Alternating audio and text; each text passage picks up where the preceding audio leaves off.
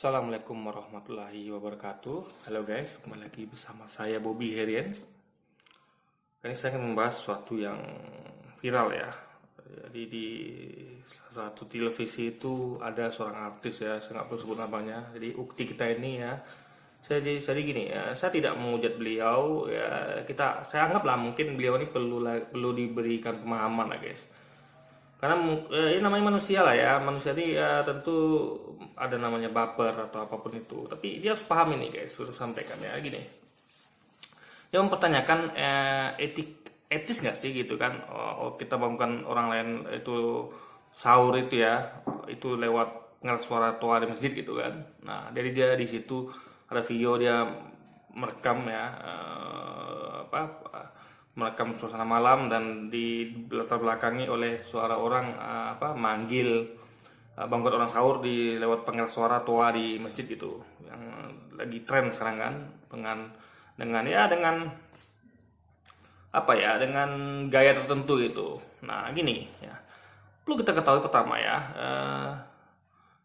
sahur itu sendiri adalah merupakan rukun puasa, dalam artian ya, berbuka ya, sahur itu merupakan ibadah, rangkaian ibadah. Jadi bukan hanya puasanya saja guys ya.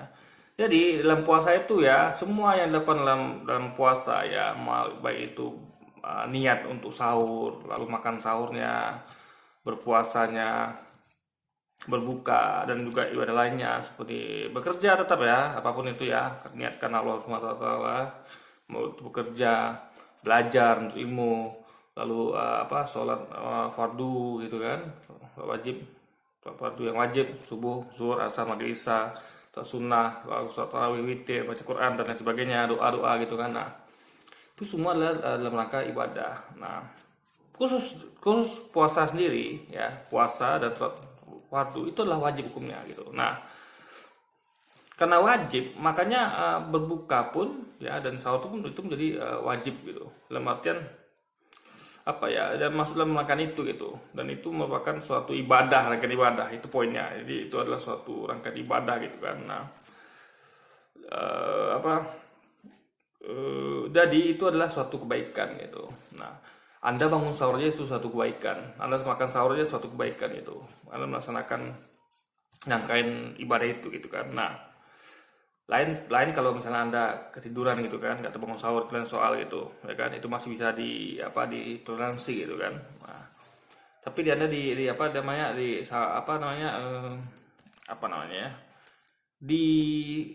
disarankan untuk bangun sahur gitu. Nah itu kan makan suatu kebaikan. Nah jadi Anda bayangkan itu sudah suatu kebaikan gitu, niat untuk sahur sudah suatu kebaikan, makan sahur suatu kebaikan. Apalagi ada orang yang ya susah payah ya melangkah ke masjid gitu kan, dia berpikir dia tidak hanya sahur untuk dirinya sendiri atau untuk keluarga sendiri, tapi dia juga bikin planning atau rencana bagaimana supaya orang-orang itu tidak ketinggalan sahur gitu guys. Karena kalau kita kan ngerti ya, kalau Anda sudah tidak sahur, itu godaan untuk berpuasa itu berat guys. Karena Anda tuh bayangkan ya, dengan perut kosong, tidak ada bekal. Sahur itu kan adalah bekal untuk menjalani puasa selama sehari penuh gitu ya kan. Jadi sedangkan kita sudah punya bekal sahur aja, itu kita masih cukup berat menjalani hari sehari penuh itu gitu. Ya kan, apalagi kalau di negara-negara yang tempatnya puasanya itu panjang waktunya gitu kan, yang lebih dari 12 jam gitu. Jadi itu sahur itu adalah bekal yang penting gitu. Nah orang ini yang memomongkan orang sahur ini ya lewat toa masjid, nah, anggaplah gitu kan, itu dia punya kepentingan dan punya niat mulia guys, supaya orang-orang ini punya bekal yang cukup itu untuk menghadapi puasa itu hari. Karena puasa ini kan wajib hukumnya, jadi jangan sampai jadi puasa itu supaya harus jangan sebaik-baiknya gitu. Jadi dia meluangkan waktu, dia melangkah ke masjid itu, melangkah loh guys ya. Jangan Anda kira ke masjid itu dia tuh picing mata harus nyampe masjid gitu, enggak. Dia harus siap-siap pergi ke masjid gitu kan. Nah dan habis itu kita nggak tahu dia buka di mana, masjid atau balik ke rumah lagi gitu kan. Nah dan tentu makan waktu gitu. Jadi apalagi dia tuh kan bertahap itu. Saya tahu sih nggak betul ya, orang mulai bangun sahur tuh mulai dari jam 2 malah guys, jam 2 terus setengah 3 itu udah mulai bangun sahur. Karena kita tahu ada waktu proses, orangnya pasti ngerti juga lah, ada orang yang belum masak mungkin gitu kan, ada orang yang belum apa-apa gitu kan. Kecuali kalau buka itu oke, orang banyak jualan kan, orang banyak jualan. Bagaimana kalau anda berada di lokasi yang komplek perumahan atau di tempat yang bukan di jalan besar, itu kan orang jualan malam itu nggak ada, susah gitu guys. Jadi anda harus masak gitu kan. Nah, ya kalau ada bahannya gitu. Kalau nggak ada kan anda harus warung dulu untuk kemana gitu kan. Jadi eh, dan jadi itu mereka tuh selangkah lebih maju daripada anda yang cuma sahur gitu guys.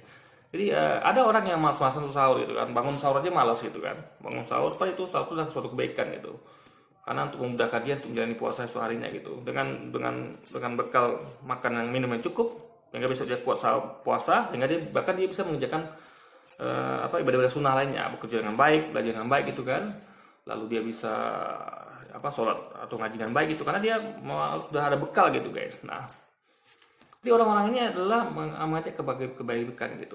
Nah, ingat bangun orang itu ya memang harus harus dengan suara keras gitu guys, ya kan? Apalagi itu berbagai metode asal nggak kurang ajar ya. Kalau dia masih unik itu kan namanya, kalau azan kayak gitu kan kita kan azan ya, mengunggah sahur itu kan dengan cara yang unik gitu. Itu kan unik gitu kan. Dia nggak kurang ajar itu guys. Itu cuma unik gitu. Nah, jadi gini, yang namanya azan ya, azan bangun orang sahur atau pengumuman di masjid itu memang harus dengan suara keras gitu. Kalau tidak orang tidak dengar gitu, ya kan?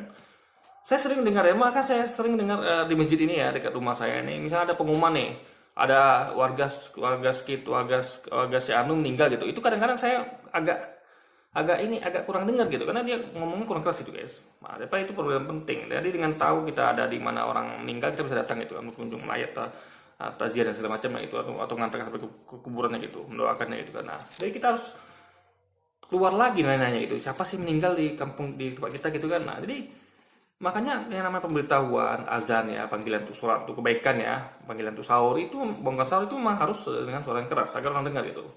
Nah, terus caranya unik pun biar orang gak monoton gitu guys. Jadi itu malah suatu hal yang bagus gitu. Jadi kita harus belajar menghargai orang-orang ini yang mau meluangkan waktunya, berusaha lebih daripada kita ya. Kita aja ya hanya bangun sahur gitu. Ya syukur-syukur Anda punya membantu gitu kan. Anda atau punya istri misalnya, atau punya apapun itu ya, Anda tinggal bangun sahur, ini makan disiapin gitu. Alhamdulillah gitu. Bagaimana dengan mereka gitu. Karena jadi itu aja pun masih malas bangun sahur kan, entahlah nanti dulu gitu kan, masih ngantuk gitu. Nah, mereka lebih awal bangun dari Anda gitu, jam 2 sudah bangun gitu kan, memanggil orang untuk sahur, itu kan suatu kebaikan gitu. Jadi yang nggak etis itu ya, saya kata tahu ya, nggak etis itu misalnya gini nih, nggak etisnya misalnya kayak orang main petasan tuh, itu nggak etis ya. Habis ada siapapun itu ya main petasan, orang lagi sholat nih ya kan, dia main petasan, itu nggak etis. Atau anggaplah dia main itu ya, ya kayak ya meriam itulah gitu, pas jam orang sholat, itu nggak etis gitu guys, ya kan, pas jam orang sholat atau tengah malam, itu baru nggak etis gitu, ya kan. Nah, atau misalnya di dekat situ ada orang yang, karena itu petasan itu kan mengganggu gitu, meledak gitu, buat orang kaget gitu. Bagaimana orang penyakit jantung gitu guys. Itu sebenarnya yang dikritik oleh artis ini gitu. Bukan orang manggil orang sahur ya. Belum lagi itu kan bakar-bakar uang gitu. Petasan itu kan bakar-bakar uang gitu kan. Dia beli petasan kan sama kayak bakar uang tuh guys. Itu haram ya kan. Nah, angka baiknya uangnya digunakannya untuk sedekah atau infak atau untuk kebutuhan istrinya gitu kan, atau untuk kebutuhan dia sendiri gitu, daripada dibelikan petasan gitu kan. Nah, nah itu seharusnya jadi kalau misalnya ukti ini ya bersuara ke petasan itu, saya salut gitu kan, saya salut gitu.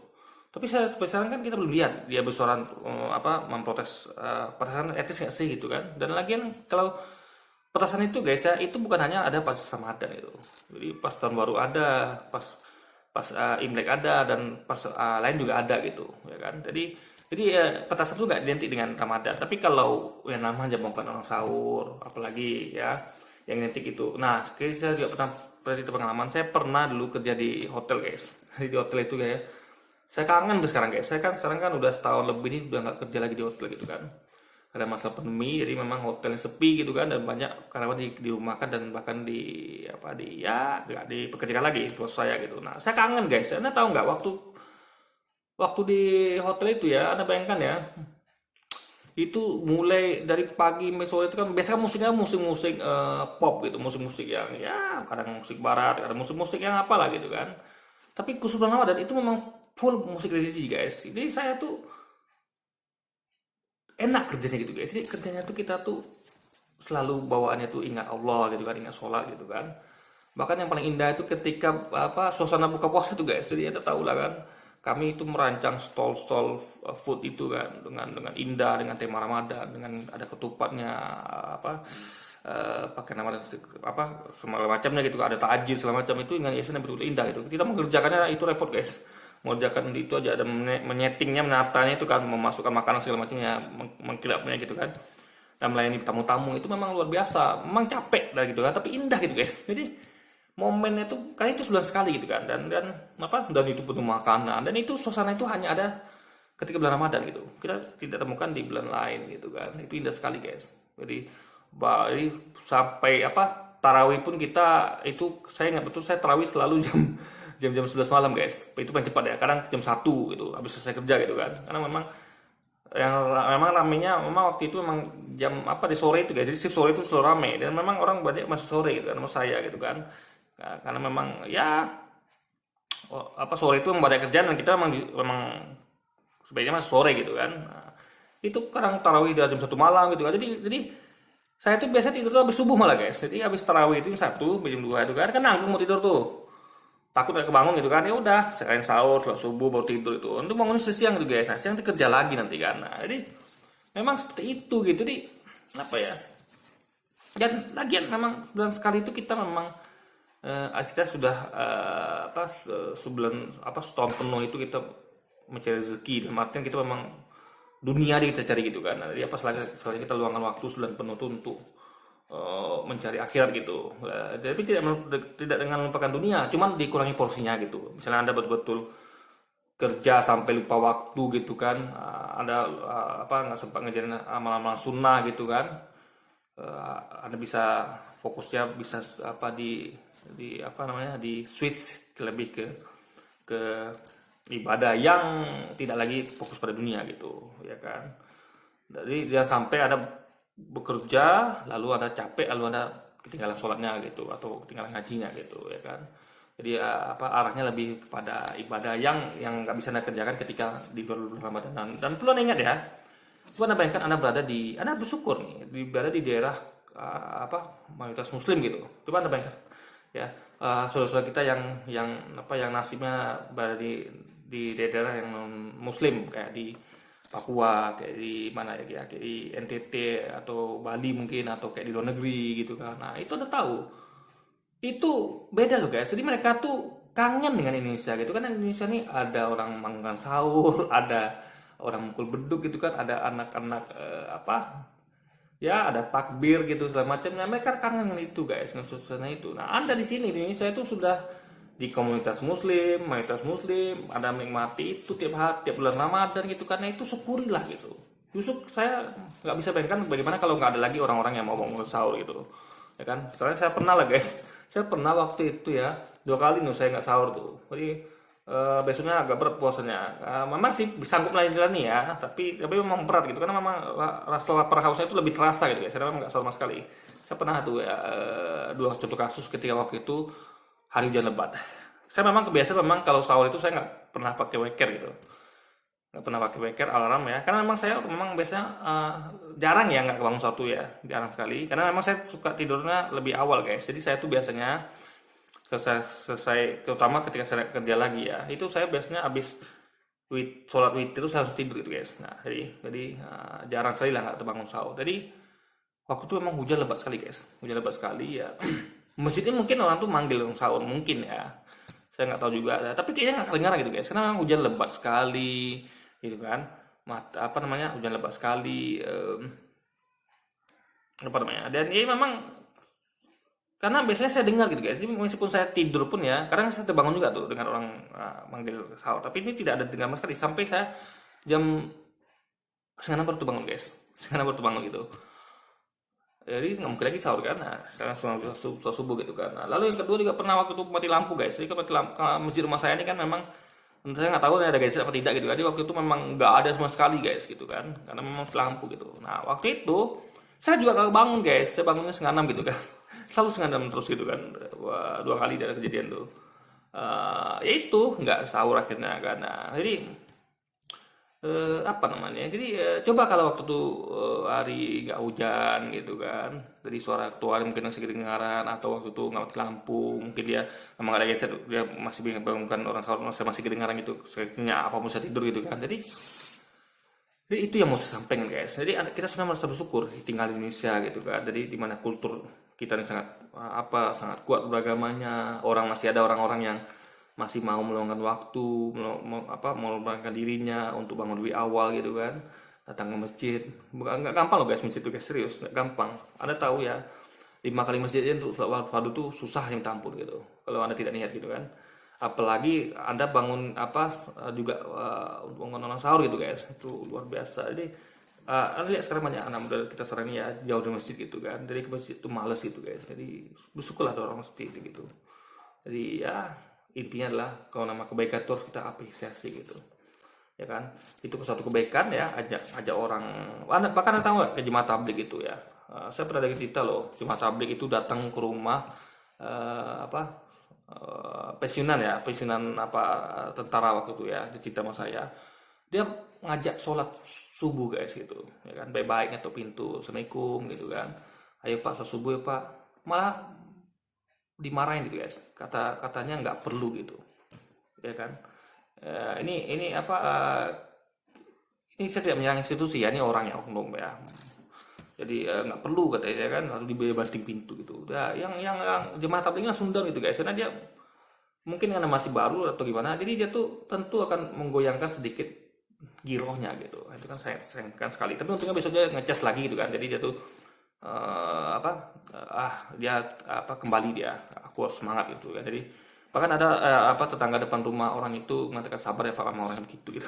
Jadi itulah memang susah aja orang kebaikan tuh guys. Jadi untuk mengajak diri kita sendiri aja ke kebaikan itu susah gitu, ya kan. Apalagi kalau kita sampai mau meluangkan waktu untuk ngajak orang lain kepada kebaikan gitu, dengan kayak yang dilakukan oleh jemaah tabligh gitu, datang ke rumah-rumah gitu kan, ayo pak sholat maghrib, sholat subuh. Saya pernah loh guys datangin oleh jemaah tabligh gitu kan waktu itu kan. Nah, waktu itu memang saya saya paling banyak kerja gitu kan. Tadi saya tuh ya pak nanti pak gitu, sampai saya tegang atas gitu loh guys. Jadi sangat berat kali waktu itu kan. Nah, ya Pak, kami tunggu ya Pak tadi gitu kan. Nah, akhirnya waktu itu saya juga merasa nggak enak dan saya skip pekerjaan saya guys. Jadi saya tinggalkan pekerjaan saya dan akhirnya saya datang ke masjid gitu guys. Gitu loh guys. Jadi yang perlu Anda ingat adalah susah loh ngajak diri kita sendiri kebaikan susah. Apalagi Anda mau untuk ngajak orang lain gitu. Jadi Anda sebenarnya bersyukur lah ada orang-orang seperti ini gitu. Jangan malah komplain atau malah mempertanyakan etis apa tidak gitu kan. Anda mau nggak seperti itu gitu, Anda nggak mau berlebih seperti itu kan, itu kan perbuatan lebih gitu. Karena yang basic aja tuh ngajak diri kita dulu untuk kebaikan. Belum Anda bisa ngajak orang lain kepada kebaikan, Anda harus ngajak dulu diri Anda sendiri ke kebaikan. Kalau Anda tidak bisa ngajak diri Anda ke kebaikan, bagaimana Anda bisa ngajak orang lain kepada kebaikan gitu. Jadi Anda aja bangun sahur malas misalnya gitu kan, Anda mau ngajak orang lain ke sahur gitu. Jadi mereka ini adalah orang-orang depan gitu. Mereka bangun lebih dahulu, bangun lebih awal gitu kan. Langkah ke masjid gitu kan. Di saat orang lain mungkin orang masih pikir alah baru jam 2 pun gitu kan. Jam 4 aja lah. Apalagi orang-orang yang ya punya kemewahan ya, di masa yang membantu atau udah siapin makanan gitu kan. Mereka tinggal bangun jam mau insta gitu guys. Jadi tinggal makan gitu kan, harus tidur lagi gitu. Mereka ini tidak, jam 2, jam 3 mereka sudah harus ke masjid dan membangun orang sahur gitu. Jadi ini mereka ini sangat besar pahalanya karena mereka mengajak kebaikan bukan hanya kepada diri sendiri tapi juga kepada orang lain guys gitu. Jadi kalau ada orang yang terbangun karena ada sahur, itu mereka dapatkan pahala orang sahur itu guys. Jadi orang yang ngajak, orang yang perlu lupa ya guys, orang yang ngajak kebaikan itu ketika orang itu ikut karena keajakan dia mendapatkan satu pahala guys. Jadi kayak orang sholat aja lah ya, kita ada ngajak orang sholat nih, orang itu sholat karena jaga kita dapat pahala kayak orang sholat guys. Makanya jangan anggap remeh ya. Jadi tadi bagi ukti ini atau mbak yang artis ini ya, Anda harus belajar untuk paham ya. Apa arti mengajak orang lain apa arti mengajak pada kebaikan gitu, ya kan? Untuk mengajak diri Anda kebaikan itu sudah pahala banget, apalagi kalau Anda sampai mengajak orang lain gitu. Tapi kalau orang waktu sampai mengajak mau mengikuti Anda akan dapatkan pahala seperti orang itu mengerjakan. Jadi pahala dia sahur, ya. Apalagi kalau dia Anda ajak juga sahur dalam besok untuk puasanya, Anda dapat pahalanya sama dengan orang itu lakukan, guys. Jadi luar biasa gitu. Itu ya mau saya sampaikan di video kali ini ya. Ini bukan hujatan ya, sekali lagi ini cuman sedikit nasihat, saran, atau ya sedikit renungan lah buat kita, bukan buat mbak atau ukti ini aja ya, artisnya aja ya, tapi juga buat kita semua gitu. Hargailah orang-orang yang mengajak kepada kebaikan gitu, karena nggak gampang jadi orang seperti mereka gitu. Karena untuk ngajak diri kita ini susah untuk kebaikan, apalagi kita sampai ngajak susah payah untuk ngajak orang lain kepada kebaikan, guys. Oke, jadi mungkin sekian dulu video kita kali ini. Sampai jumpa lagi di video-video selanjutnya. Wassalamualaikum warahmatullahi wabarakatuh.